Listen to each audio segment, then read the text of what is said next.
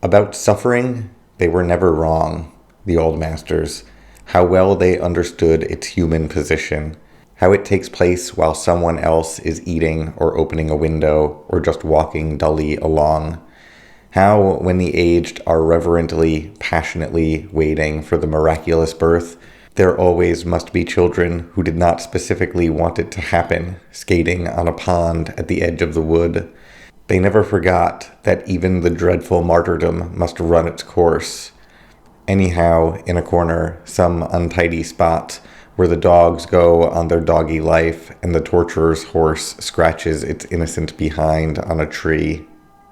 In Bruegel's Icarus, for instance, how everything turns away quite leisurely from the disaster. The plowman may have heard the splash, the forsaken cry, but for him it was not an important failure. The sun shone as it had to, on the white legs disappearing into the green water, and the expensive, delicate ship that must have seen something amazing, a boy falling out of the sky, had somewhere to get to and sailed calmly on. Musée des Beaux Arts is an ekphrastic poem by W.H. Auden, first published in 1939. I should probably explain what that term ekphrastic means. Ekphrasis is the term given to the description of visual art as a literary device. In this poem, Auden visually describes 3 paintings in a museum, the Musée des Beaux Arts in Brussels. It's an interesting strategy. It's kind of like art criticism, but in a poetic form. He's pulling from the meaning and context of the paintings in order to create new meaning in his poem. And there are 3 strange paintings that I want to dig a little deeper on before we jump into the poem. Because Auden uses visual descriptions of these paintings as a literary device, and the paintings carry meaning themselves, it's important to start there. After that, I'll discuss how Auden leverages the discourse surrounding those paintings in his poem, and then I'll try to figure out the philosophy of art that's embedded in both. Okay, so first he describes The Census of Bethlehem by Peter Bruegel the Elder. It's a painting of Mary and Joseph registering for a census as they await the miraculous birth of Christ. Though they are the most important characters in this winterscape, they are off-center, they're not disproportionately large, nor does Bruegel use any fancy pigments to distinguish them from the crowd. As the poem says, a pregnant Mary and Joseph make the journey patiently, waiting for a momentous birth, while somebody else is eating or opening a window or walking dully along. And in the background, children who did not especially want it to happen, skating on a pond at the edge of a wood. Then he describes the Massacre of the Innocents, a copy of a painting produced by Peter Bruegel the Younger after an original by his father, Peter Bruegel the Elder. It's a painting about King Herod's order to slaughter all the infants under the age of 2 in Bethlehem after hearing about the birth of Jesus and the prophecies associated with that birth. These are the so-called first martyrs for Christ, a martyrdom that, as the poem says, must run its course while dogs go about their doggy life and the torturer's innocent horse scratches its behind on a tree. Which doesn't happen in the painting, but the horses do look innocent and bored. You can get the impression that they might scratch their innocent behinds on a tree. Finally, he describes a painting called Landscape with the Fall of Icarus, another painting by Peter Bruegel the Elder, or another copy of a painting by Peter Bruegel the Elder, which has, in the bottom right corner of the painting, Icarus falling into the sea. The painting has a plowman in the center foreground, a shepherd, a fisherman, and a couple of ships, all distracting us from the main event and title action, Icarus falling fatally into the sea. So all of these paintings are large landscapes with the central or title action obscured by the mundane action of everyday life. These important scenes, the expectation of a miraculous birth, for example, are put off-center and largely ignored by the others in the painting, and also by us viewing the painting. We can easily ignore these events as well. We even find them difficult to find at first. They're like a Where's Waldo painting. They're difficult to find because a pregnant woman on a donkey is not more visually engaging than this guy watching 2 kids step out onto the ice surface, or this fight happening nearby, or whatever it is that's supposed to be happening here. In other words, the painting's composition is democratic. It gives different human experiences equal value. Like, no character is disproportionately sized given their location in this landscape or anything like that. No one is set apart with different pigments or striking colors. The lines of the painting don't lead us in one direction, but they encourage us to bounce around and enjoy the diversity of human experiences painted within it. And in this way, these paintings both make the claim that the human experience is homogeneous, like everybody is equally worthy of the space and paint within the logic of these paintings, but also that the human experience isn't homogeneous at all. As the poem says, the aged can wait reverently and passionately for the event, really excited for it, while the children playing on the pond do not specifically want it to happen. People are experiencing the same event in the same place and are having wildly different experiences of it.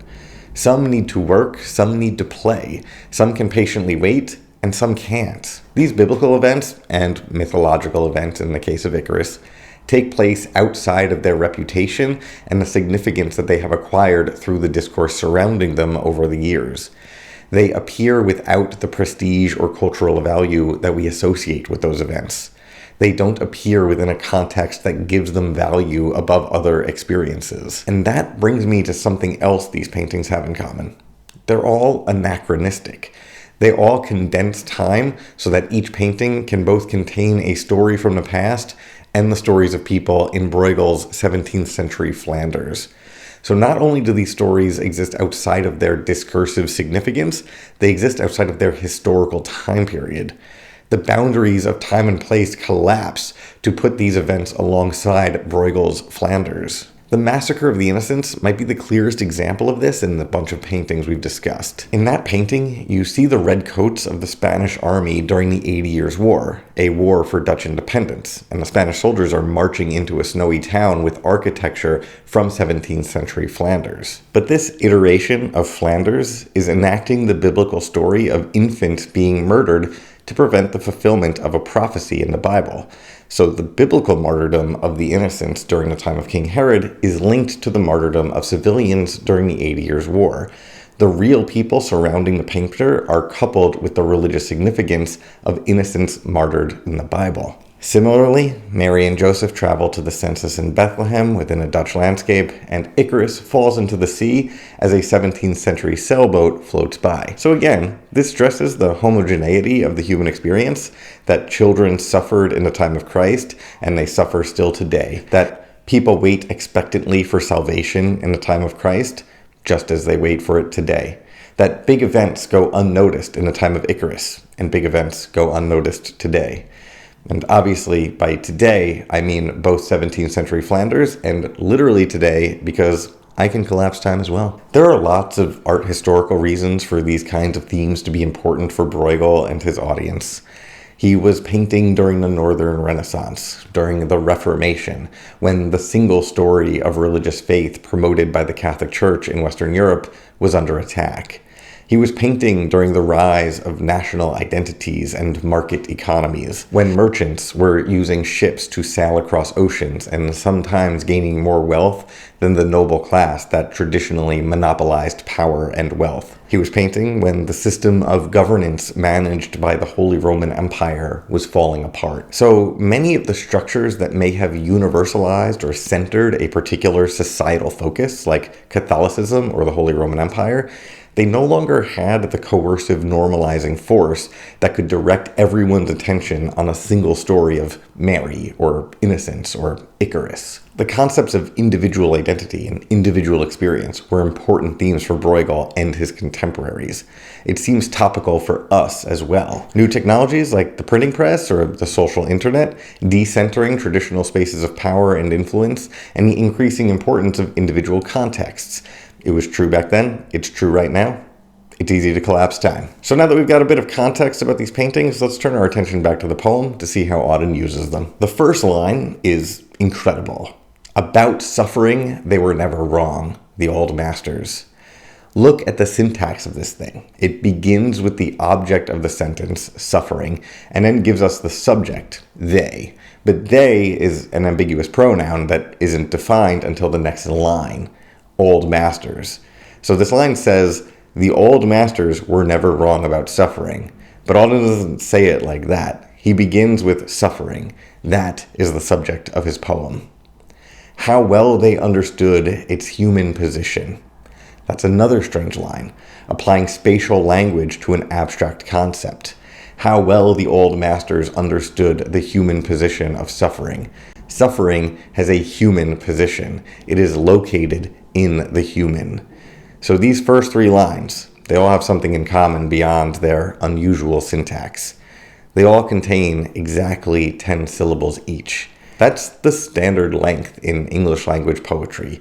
You probably remember your English teacher saying something about Shakespeare's iambic pentameter. That's what's going on here.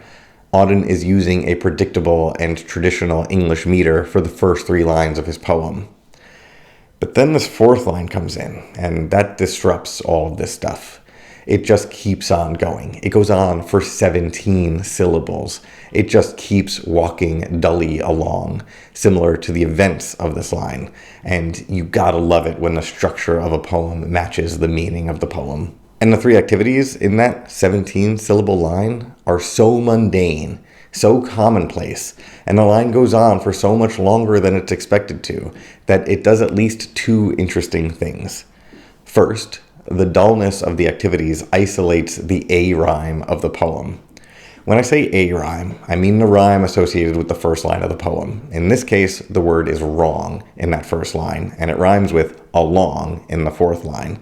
But the rhythmic pentameter of the first 3 lines is broken, and so these 2 words, which should have a deep connection, are separated from each other due to those extra syllables.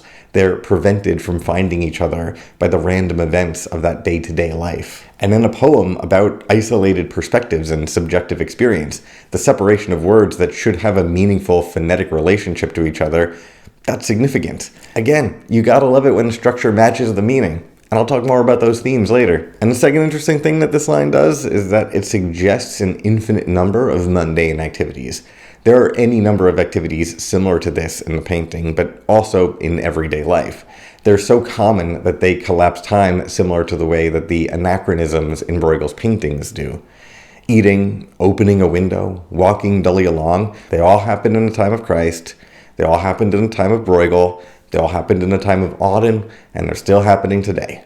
They are a part of the human experience. They are the human position of apathy. In the following 4 lines, Auden continues this ekphrasis of the senses of Bethlehem by saying that the aged really want a miraculous birth, a savior, or perhaps just a grandchild, while the young don't particularly care or want it to happen as they seek out fun and life on the pond at the edge of the wood. And these lines are followed by the tragic coupling of those children ice skating in the census of Bethlehem with the children martyred in the massacre of the innocents.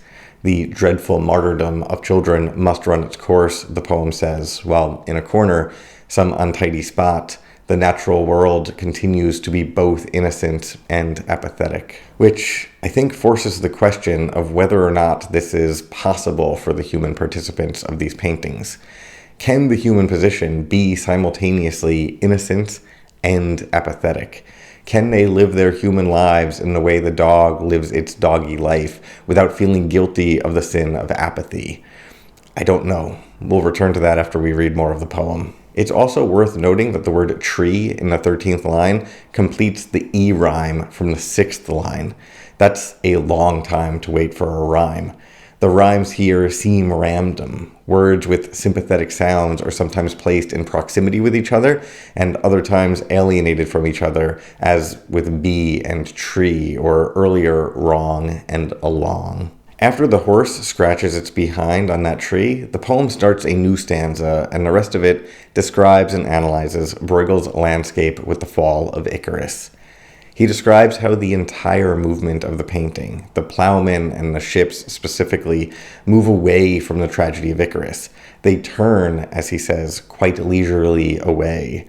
The ships, having seen something amazing, have somewhere else to be, and all the while the sun shines, as it has to, on the white legs of Icarus. So this poem was written in the years directly before World War II, a conflict with the national identity, conflicting perspectives, and a whole lot of suffering, which must have been quite similar to the late 16th century experience of the 80 Years' War, which eventually blossomed into a larger conflict that engulfed all of Europe. Bruegel processed the fracturing of communities and the human response to suffering through his paintings that called attention to the universal quality of subjective experience.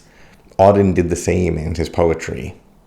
We can't care about everything that's happening in a Bruegel painting.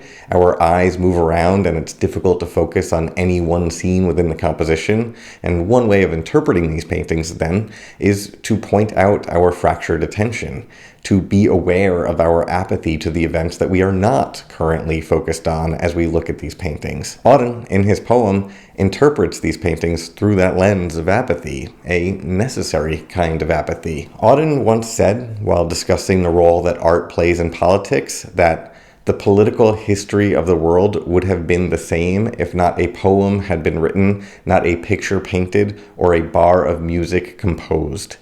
If the criterion of art were its power to incite action, Goebbels would be one of the greatest artists of all time. And this makes sense coming from the man who is often cited as coining the term apolitical. Art, he says in no uncertain terms, cannot reduce the amount of suffering in the world. It cannot prevent wars. It does not promote cooperation. And this philosophy of art, it's very different from the philosophy of people like Plato or Philip Sidney or Ben Jonson, who often promote the idea that poets can inspire behavior and guide public opinion. I think it remains a pretty popular opinion. Art and literature are vehicles or catalysts of empathy. They make people into better, more virtuous people. Auden is a little less optimistic about all that. He seems to suggest that the role of the artist is simply to frame the problems, process our reaction to the suffering of others, not influence those reactions or fix our problems. He wants to point out the fact of our fractured attention, not fix it or focus it. The artist gives shape, form, or language to an experience, but cannot direct it or influence it. The dogs going on with their doggy life, the sun shining as it has to, nature itself is indifferent to suffering and its position inside the human. But also, the kids have to skate on the pond, and the plowman has problems beyond the fall of Icarus. For him, it's not an important failure. Auden shows our indifference to the suffering of others, but by invoking these paintings, we see that this does not necessarily mean that we are defined exclusively by that indifference. We are paying attention, just not to everything. What is important to you or to the news may not be what is important to me right now. While these historically resonant and symbolic events take place in the paintings, the day-to-day human experience of watching children skate on a pond or getting into a fight on a snowy day or whatever it is that's going on here can take up all of our attention. We're going to be indifferent to the suffering of others because we have to stay focused on the people directly in front of our face. And maybe that means that a good amount of indifference is necessary. I certainly don't know. But I do know that I really like it when a work of art matches its meaning. And the way Auden uses the paintings and the rhymes, the art in this poem is strong. Maybe not strong enough to prevent suffering, but maybe strong enough to help us define its shape. And that's all for this month. Please consider subscribing if you want to see more videos like this. And thank you as always for watching.